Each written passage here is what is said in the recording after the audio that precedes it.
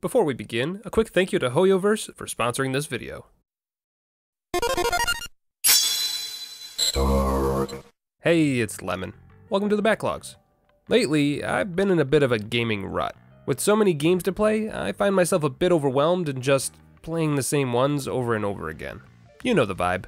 If only there was something completely different than what I'm used to playing. What the heck is— Why is everything moving so fast? Wait, are they switching back and forth between characters? What do you mean there isn't a stamina bar? How do you know when it's safe to dodge? So, when Hoyoverse, of all companies, approached me and asked me to look at their latest game, I was a bit uncomfortable. And when I was informed that the game would be free to play, my danger senses all went on red alert. Free to play might as well just translate to pay to win, because we all know that— What's that? There's no PvP or multiplayer of any kind? Yeah. Alright then, you've gotten me to the table. Show me what you got. Zenless Zone Zero, the newest game from Hoyoverse. It's being described as an urban fantasy ARPG, and while I can't give a full depth impression of what to expect from this game, seeing as I haven't gotten a chance to play it for myself just yet, I did do an entire week's worth of research in an attempt to familiarize myself with the game and the genre itself. Because if we're going to do this, we're going to do it right. So, first things first, let's talk about the setting and the story. In ZZZ, we'll be bouncing between two different environments: the city of New Eridu, and the world outside of the city limits, the Hollows. The world itself has become extremely hostile towards humans, and New Eridu is the final remaining bastion of human life. Outside of the city limits is now extremely dangerous, and anyone who finds themselves outside of New Eridu ends up turning into a monster if left in the outside atmosphere for too long.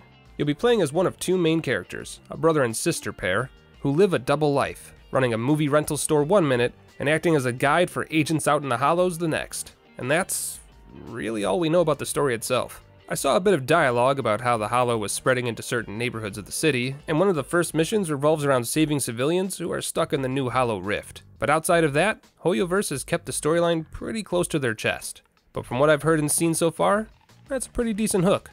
Speaking of hearing and seeing, it needs to be said, this game looks and sounds beautiful. And I'm not just saying that because, no, what I mean is that the animations, characters, and environments are all really provocative. They just feel alive, and the animation is almost buttery with how smooth it is. Look at this street. Look how neat it looks. Do you want to explore that? I want to explore that. And there's not just boring humans here either. Look at the noodle guy. Look at this lady. And that's just the NPCs. The characters are a diverse cast as well, and while I don't know what kind of stats we're looking at, as far as aesthetics go, there's definitely someone for everyone here. You got your wolfy boy, your demon child, a modern day American, a frickin' bear. God, I'm parched. Does anyone else suddenly feel like they need some water?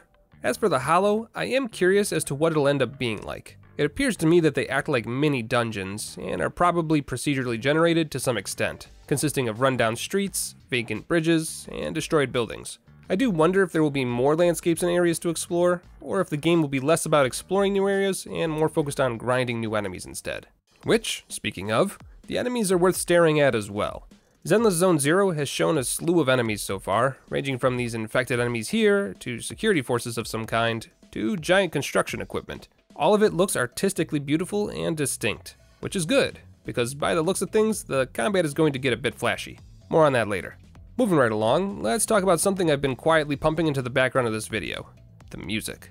The fact that you probably haven't noticed it up until this point means it's doing its job and doing it well. The beats are funky groovy without being overbearing, and are definitely going to become earworm songs for me for the next week. Actually, MiHoYo, if you could just slip me a vinyl of the entire soundtrack, that'd be great. So, that's the aesthetic side of things covered. Let's move on to the actual gameplay itself.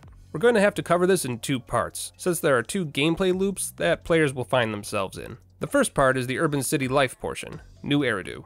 Plenty of things to do everywhere you look.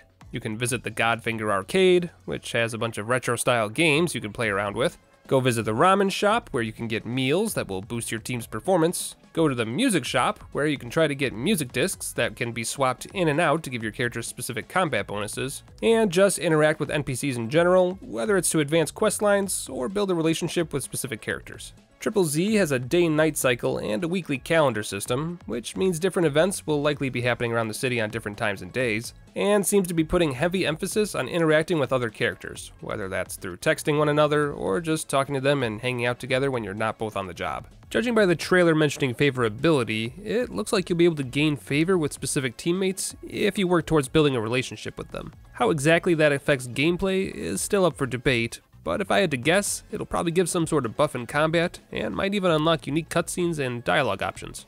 I don't know. We live in hope. That said, the interactions themselves do seem entertaining and realistic, and the characters seem like they really do know each other.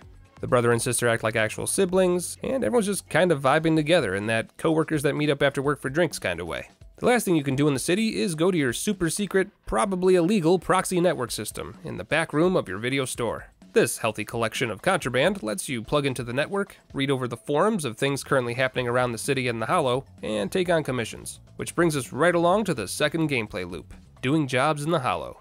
When you enter the Hollow, you'll switch over to a team of 3 characters. Each character has strengths and weaknesses, and will be able to take on certain enemies better than others. So pick wisely, and make sure to cover your bases. But once you're on the field, it's time to get to work. And it's right around here that my comfort zone got punched in the throat. It may look completely different than what I'm used to, but there's actually a lot of good stuff happening here.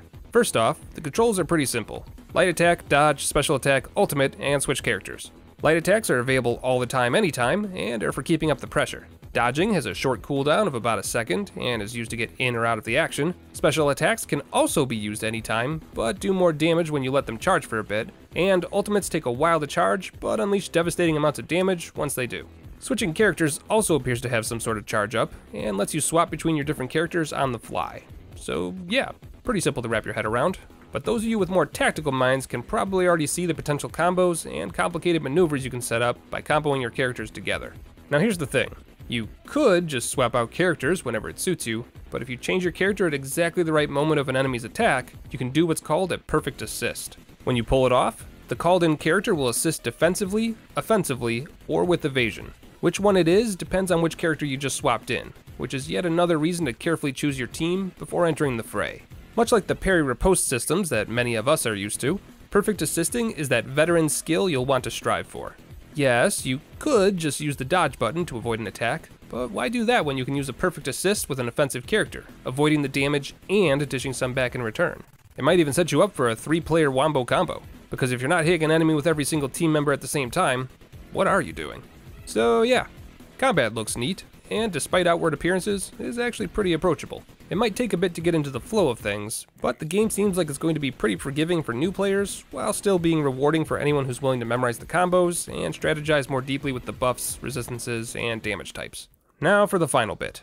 The game itself is free to play, which means there's gotta be a way to spend money in the game somewhere. And while I don't have any actual confirmation about where it is, my guess is you'll be rolling for better music discs, items you need to level up your characters, and unlocking the characters themselves. But, as I noted earlier, this game is being described as a single-player experience, which means this isn't another instance of the biggest wallet automatically wins the game. My guess is that it'll be more of a pay-to-skip-the-grind kind of thing, where you can play or pay as much or as little as you want. I'm hoping it's not too egregious, because the gameplay I'm seeing here is actually really enticing.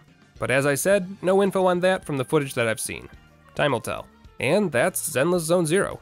The combat looks fluid and engaging, the NPC and storyline interaction has my interest, and the art style and animations are simply stunning. It's definitely a step above the previous games miHoYo has put out, both in looks and gameplay, at least from what I can tell. But each of their games is completely different from the others, so I might be comparing apples and oranges. There's a few things I'd like to know more about before I can confidently say I'll be diving headfirst into this game, but from what I've seen so far, things are looking good. There's no release date as of yet, so if this looks like it's up your alley, you've probably got a little bit more of a wait still.